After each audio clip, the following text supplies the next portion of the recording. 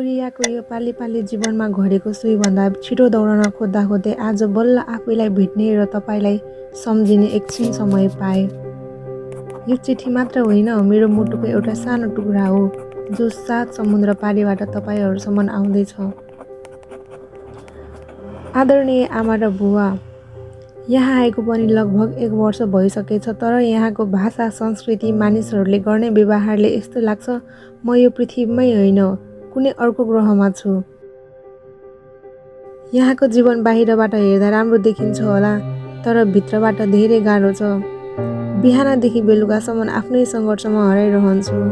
भाषा नआउँदा सानो कुरा भन्न पनि कति पटक लाज र डर लाग्छ। कहिलेकाहीँ मान्छेहरूको बिचमा हुँदा पनि आफूलाई एकदम एक्लो महसुस हुन्छ।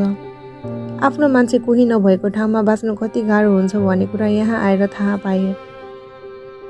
बाबा, तपाईँले दिनरात पसिना बगाएर गर्नुभएको मेहनतको मूल्य अहिले आएर महसुस गर्दैछु। तपाईँका ती पसिनाका थोपामा हाम्रो भविष्य थियो भन्ने कुरा अहिले बुझ्दैछु।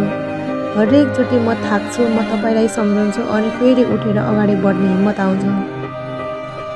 कहिलेकाहीँ बाहिर बुवा छोरीसँगै हिँडेको देख्दा मन एक्कासी भारी हुन्छ। मैले तपाईँहरूसँग बिताउन नसकेको समयहरू सम्झन्छु। सायद जीवनले मलाई टाढा ल्याएर तपाईँहरूको माया र महत्त्व अझै गहिरो गरी बुझाएको हो। आमा, यहाँ जति राम्रो खाना खाए पनि तपाईँको हातको स्वाद जस्तो कहिल्यै लाग्दैन। हरेकचोटि केही राम्रो खाँदा मनमा एउटै कुरा आउँछ, काश दिदी र भाइ पनि सँगै भएको भए।